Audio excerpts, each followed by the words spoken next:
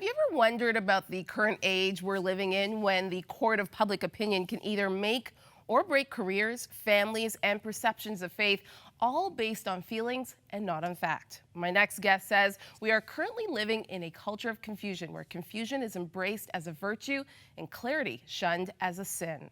Abdu Murray is the North American director with Ravi Zacharias International Ministries and the author of this best-selling book, Saving Truth, Finding Meaning and Clarity in a Post-Truth World.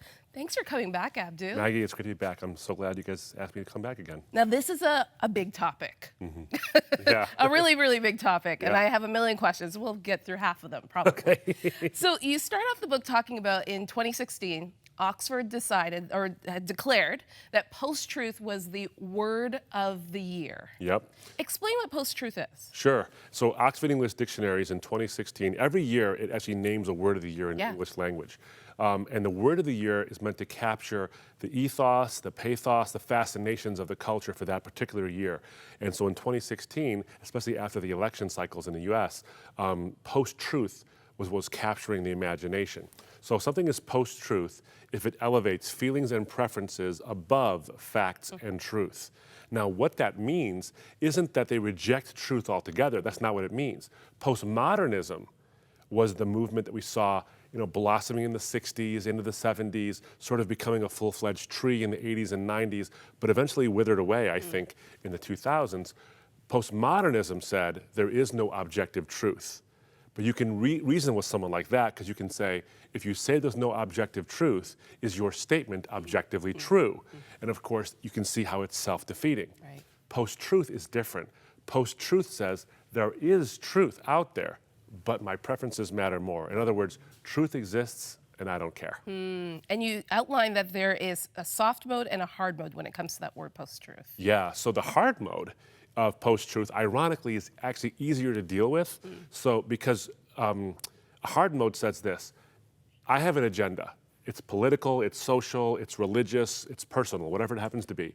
But because it's such a lofty, high agenda, if the facts happen to not match up with my agenda, I'll outright lie about them or cover them up. And that's where you get like fake news and all this kind of alternative facts and these kind of words from. But you can deal with that by saying, if you're going to lie about the facts, well, then you're using facts to sort of bolster your agenda. So I can bring the true facts in and actually argue with you.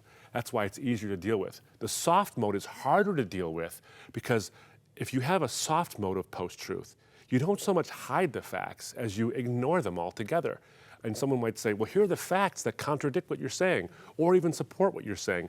And someone says, well, that's very nice, but my preferences and my feelings matter more. So bring all the facts you want. I don't care. And no one actually comes out and says those things, but they certainly act that way. And you do hear people say, this is my truth, and you can't argue with my truth. Right. You talk in the book about this creep that's happening in our culture when it comes to post-truth. Can you give us examples of what you've seen in our culture where this is it shows out that post-truth is a problem and an issue in our culture? I'll give you two examples, actually. The first example, I think, is in the area of religious pluralism.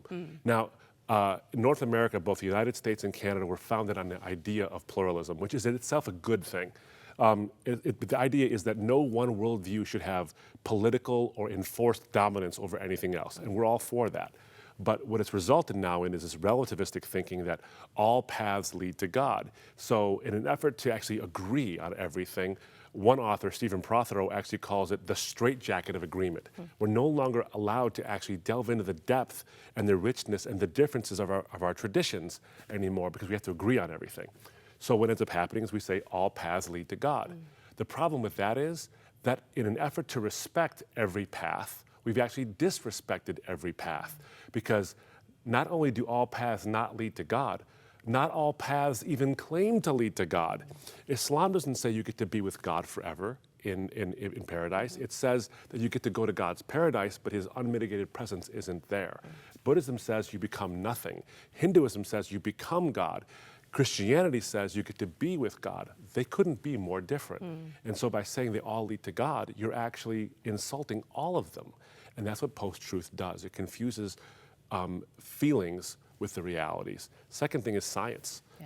Recently, there was a study in Smithsonian Magazine that was published. It was a study of studies where they discovered that only 40% of the facts that were, or the findings of scientific journals that were published in like Nature and Science, very, very prestigious magazines or journals, only 40% of those findings can be reproduced. Now, if you're a scientist, that should bug you, because science is based on the reproducibility of your experiments. In other words, if you can't reproduce it, you should question the validity of the findings. But post-truth says this: we have an agenda, and if we can't reproduce our findings, well, maybe we'll just fudge the findings a little bit, or not spend the funding on verifying those things. And there's many other places as well. Again, science is good, pluralism is good, but post-truth is a creep that changes things slowly but surely, so our preferences matter more than the truth. Well, we're going to take a short break, and when we return, Abdu will unpack why he feels we're living in an age of confusion.